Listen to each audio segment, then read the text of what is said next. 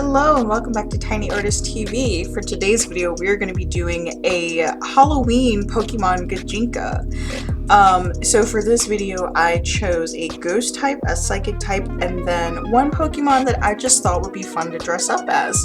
So let's go ahead and get started. So for my ghost type, I chose Haunter. It was kind of a toss-up between Haunter and Ghastly. Had to go classic Gen 1 for this one. But I picked Haunter just because I love those big goofy hands. Like, I thought they would make an excellent accent piece okay, so for Gijinka, you kind of want to pick elements that are going to stand out, but could also possibly be recreated if you're doing like a cosplay or something like an IRL interpretation. So for his huge hands, I was kind of thinking of like those big green like Hulk fist, but obviously as purple claws instead of these big green clumsy smashers. So I think that was what, sketch number 2? Okay, so yeah, now I'm going on to sketch number 3. I'm really having a hard time with this pose for some reason. I was kind of trying to make him look like some kind of like ne'er-do-well bad boy or whatever, because the Ghostly Trio are kind of known as being like these prankster kind of in the range of like a poltergeist attitude. They don't really want you around, but they love messing with people. So I thought of this like kind of like high school punk kid or whatever. So I'm still working out the sketch, keeping the elements that I like, getting rid of the elements that I don't like. So I scrapped the pose altogether because I was trying to go for something a little more dynamic overall. With the second pose, I was kind of getting there, but it ended up looking really weird. So I stick with this pose here, and I went with the idea of maybe he's, you know, that kid who's always walking around in graveyards for some reason because it's like cool and edgy, but also kind of simultaneously playing around with the idea of like maybe he actually is a ghost and he's sitting on top of his gravestone. I end up kind of scrapping the gravestone in the final sketch. Like, it's still there in the sketch layer so you can see it until the end, but in the final version of it, it's not there anymore. And fortunately, the pose was strong enough on its own that it didn't look weird. So here I'm just lining out the details, the big bulky floof in his hoodie and the seams in his jeans, and you've seen this before, it's just the line layer. So while I'm doing the lining and coloring and shading and all of that other boring stuff, I thought I guess it'd be fun to kind of read off some Pokefacts. Most of these are going to be just straight from Bulbapedia, but why not? So Haunter is number 23, and his Japanese name is Gosto. Kind of self-explanatory, but according to Bulbapedia, he's a gas Pokemon as well as being a ghost type Pokemon. And sad fact, Haunter is actually taller than me at 5'3". I'm only 4'11". That's sad. Anyway, like I mentioned earlier, he is from Gen 1. The OG Pokemon, in my opinion, second best. Gen 3 had pretty good Pokemon lineup there. Anyway, but yeah, and he apparently evolves into Gengar when he's been traded with another player. That's something I didn't know, because like, you know, if you're playing Pokemon, you kind of assume that your Pokemon just evolves at a certain level, but yeah, I actually kind of want to look into that. I wonder if it's because Gengar maybe feels neglected, or the Haunter feels neglected and becomes a Gengar when he's been handed over to his new partner. I don't really have time to look into that right now, but maybe in the future on my own free time. So yeah, now we're getting into the coloring. Of course, I went with the pretty traditional purple color palette, charcoal grays, pretty self-explanatory. I don't know why, but I guess because like he's a ghost type, I tried to go with a pretty pale skin type. It's not for any other reason other than I thought it would look really good with the light source as well to give him this like ghostly glow. That was the other thing. When I was choosing the light source for the shading, I went with the impression that, so sometimes, I don't know if they have them in graveyards where you guys are, but sometimes graveyards will have like a little spotlight so that at nighttime you can still see the name or the decorations that are on the stones. So that's why I went with a bottom up light source, and also it just gives this general creepy vibe to it.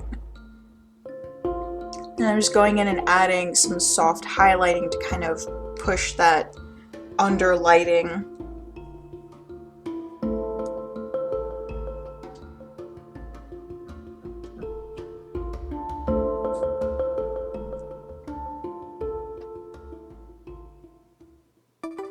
Alright, so now we're going on to Pokemon number 2, which is Deoxys. Actually, Deoxys is one of my favorites. I've seen Destiny Deoxys I don't know how many times. Super underrated Pokemon in my opinion. And I had made a comment earlier to my husband that Deoxys is basically the Gen 3 version of Mewtwo. And they're both equally great, which is why I'm able to compare those two and just not care. So with Deoxys, because it's a very sleek, slender Pokemon, but also kind of like super high tech, I was immediately inspired to do something like high fashion. And after doing this, I really just want to see a fashion show that is all Pokemon inspired. Probably exists, I just need to Google search or YouTube search, whatever. But that was the idea behind my Deoxys design. So I actually pulled elements from all 4 of these Deoxys here, and they have like the 4 different modes. One's defense, one's speed, one's standard, and then one's flight. But the mask and the braids came from the standard Deoxys. The shoulder capes come from the defense version of the Deoxys. The heels come from those like super pointy toes that the speed Deoxys has, and of course the slender figure. And actually the brim of the hat was also inspired by the speed Deoxys features, like those swooping, I guess, aerodynamic horns? I guess they're horns, yeah. The wide points of the hat to kind of mimic that while still making it, again, something feasible in real life. Here I'm playing around with the idea of her doing some kind of psionic ability, and I made the arm like this really long, weird alien limb because Deoxys is from outer space, but I didn't like that, and I thought, you know, simpler is better for this one. And as I'm working on this more and more, I start realizing that this actually, I unintentionally drew one of Beyonce's looks from her Formation music video. But I kind of like it. I mean, she is pretty fashionable, not gonna lie. So here, of course, I'm just finishing out the sketch. I went with these weird knee pad things because Deoxys had in 3 out of the 4 of his forms these like spikes, and even in the defense form he has like these balls on his knees, so I had to incorporate that somehow just to make it read more Deoxys versus some kind of weird witch. And now I'm adding in the shading. Actually, I forgot to mention this when I was doing the Haunter shading for all 3 of these. So I probably mentioned this at some point in one of my other videos, but I very rarely, if ever, use black to shade now. I try to use a darker color, something that can be found in the palette of what I'm doing here. So because Deoxys is basically just red and blue, I was going to go with the purple at first, but thought that was too dark, so I go with this like dark raspberry color, and it just goes really nice with the red and the blue all together, instead of just having it be like just extra. The purple would have made it too dark. And so now I'm moving on to the coloring. I do cut a little bit of this out because it is kind of redundant. So once again, I'll read off a couple more fun facts about Deoxys. So, as I mentioned earlier, Deoxys actually, of course, made his grand debut in the Pokemon movie Destiny Deoxys, and I think actually Rayquaza made their debut in that movie as well. The game hadn't come out yet, so like Rayquaza coming in was like a really big deal because there wasn't anything else with like Rayquaza in the media at that point. So anyway, back to Deoxys, the most important star of the show here. Deoxys is number 386, and even though they are literally from outer space, they're actually more supposed to be akin to like a virus. I actually noticed this before I looked up any other facts about Deoxys, was that the arms do look like strands of DNA, and Deoxys's forms derive from DNA, and actually Deoxys's name also comes from DNA, which is deoxyribonucleic acid, the first part being deoxy, Deoxys, and his forms, defense, neutral, and attack, before speed was added, are also derived from that DNA play on words. So, now we're going on to number 3, which is the most fabulous of them all. I loved doing this design. I'm pretty sure I actually spent about a good hour and a half on this design, which is at least twice as much time as I spent on the other two. This is Suicune, one of the legendary dogs. It's supposed to actually be... They're not actually all dogs. Okay, so Suicune, Entei, and oh my gosh, the tiger. Sorry, well, there you go. I can't remember his name right now. It's supposed to be a lightning tiger, a fire lion, and then an ice wolf. Even though people constantly call them the legendary dogs, because they do kind of look like dogs. But if you look again, you can kind of see that they're clearly like just 3 big apex predators with elements attached to them. Similar in the way that the legendary birds were fire, ice, and lightning. So they kept the same elements and kept with the same theme. Anyway, so Suicune, I just wanted to do her as this like cold-hearted queen, and I don't know, I just went with this design of this person who like, she knows she's better than you, and you know she's better than you, and she's just serving up looks, and I'm gonna stop talking, and I'm just gonna, like, sit here and watch the video with you guys at this point, because I absolutely loved doing this design. I'm definitely gonna have to do the other two, and I actually saved the line art in a separate file so that I could do a fully rendered version of this one later. So, yeah, here we go.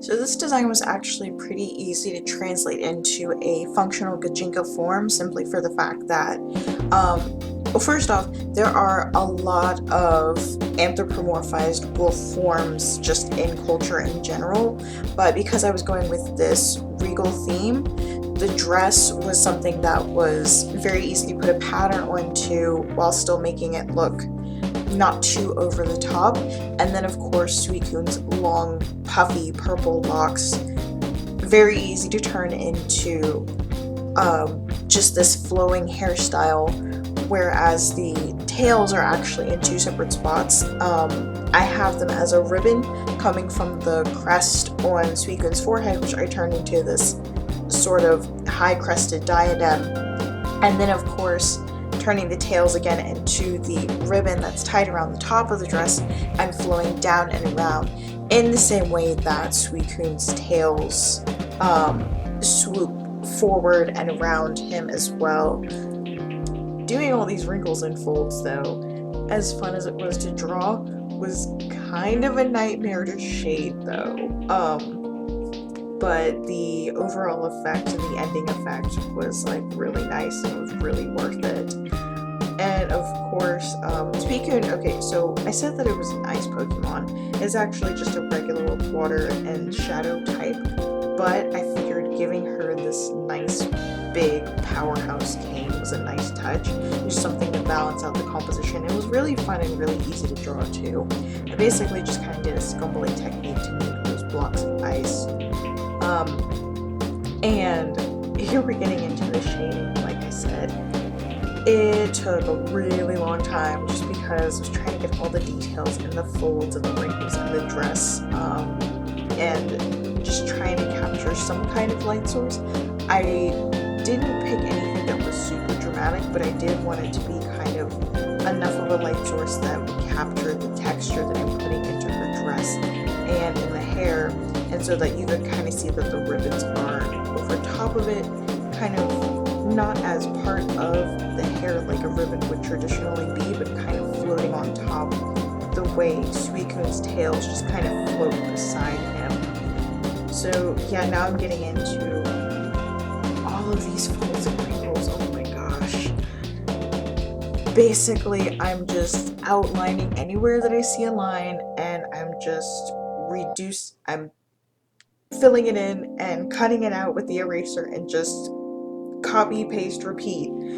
The skirt alone, I don't know how long it took, probably about 20 minutes, I want to say, just because I was being kind of slow and nitpicky, and I also kept taking breaks and stretching my wrist because my carpal tunnel's been acting up lately, so it took a little bit longer to get this done. This wasn't all done in one take, but it did take a really long time to get the skirt finished. But like I said, as you can see here, it looks really nice once it is done. And I'm just adding in some more texture to the sleeves. With the sleeves, I was going for kind of like a clear mesh top. Well, not mesh, but more like a clear tulle, like transparent. You can still see the skin underneath, but it's tasteful. And then just finishing in the shading in the hair and the crown before I get started with picking the colors.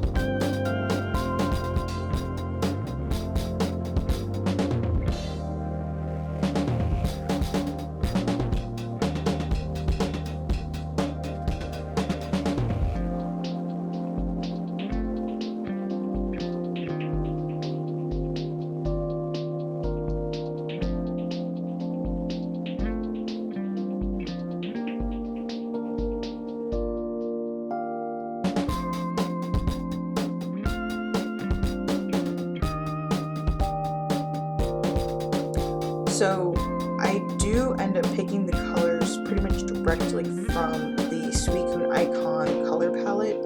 I ended up not liking the hair color that I picked from the Icon and go with something darker just to have that as the base. And then I use the true color to put in the highlights to kind of match the puffy texture that's in Suicune's mane there. So now that we're getting into the coloring phase of the video, I thought it would be a good time to share some more Pokefacts about Suicune. So Suicune is number 245, and as I mentioned earlier, he is one of the 3 legendary beasts alongside Entei and Raikou, but apparently out of the 3, he's the only one to have been a mascot. So Suicune premiered with, as far as game art, mascot art goes, with Ho-Oh and Entei, not Ho-Oh, sorry, Ho-Oh and Lugia with the gold and silver, and Suicune was the mascot for the crystal game art. I hadn't really noticed that until I looked this up, because Entei has his own feature film, and actually even Suicune gets his own movie alongside Celebi, with Celebi and the Voice of the Forest, also known as Pokemon Forever.